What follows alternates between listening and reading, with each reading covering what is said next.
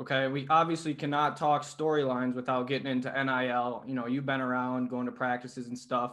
What's your first take on, how name, image, and likeness has affected college basketball? I'm not sure yet.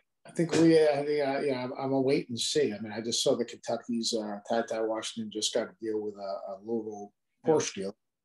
But I mean, we also saw some football guys that fell on their faces and got big time deals. So look at the quarterback at Oklahoma, the quarterback at Clemson. I mean, those guys signed quote unquote national deals, and I think that who knows what's going to happen with there. But I think that players are going to find it's going to find its level.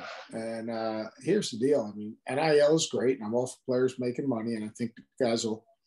Not everyone can be an influencer, but I think there'll be opportunities, whether it's clinic or birthdays and things of that nature. And for the great ones, they'll be up to monetize. But in a lot of ways, it's also going to be a form of legalized cheating.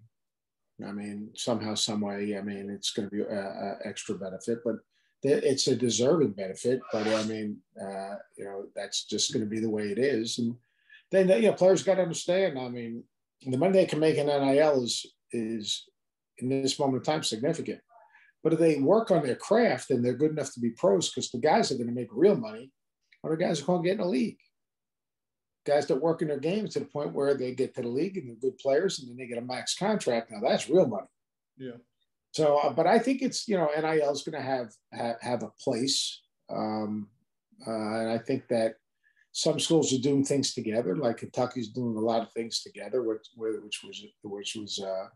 makes sense, whether it's the camps they've done together or, different hoop fests that they've done together. I mean, other schools or guys are, kind of doing their own. I just think education's got to be really important. Yeah. The money you make is not all your money. Uncle FICA is going to take about 40% of it. So, I mean, you've got to be smart, and you've also got to prioritize what's the most important thing. Education, you're working on your game, things of that nature. You can only be really focused on so many things.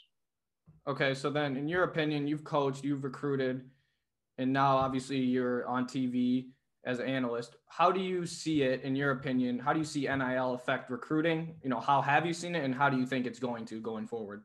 Well, it's going to affect recruiting. I mean, it's like I just said a second ago. It's you'll find the quarterback at Alabama is making $1 million. Yep. So the next quarterback they recruit probably kind of thinks, I'll probably make $1 million. But you better produce. Look, you can't have a level playing field.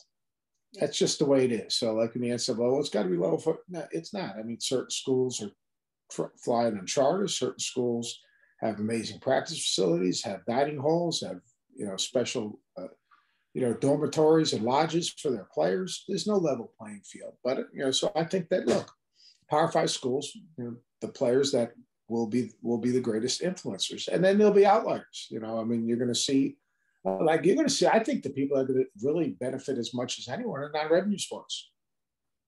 I think non-revenue sports, there'll be athletes, non-revenue sports, male and female, that are going to be able to monetize, whether it's clinics or speaking engagements or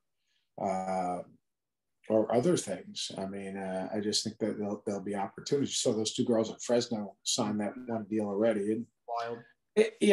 Again, I'm all for it. I understand it.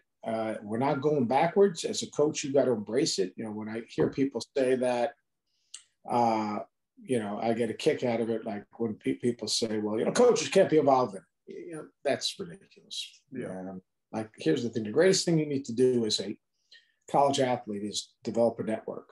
And if you develop a network, those people that you will meet along the way will have an opportunity to build a bridge for you to cross for the rest of your life. And that's really important.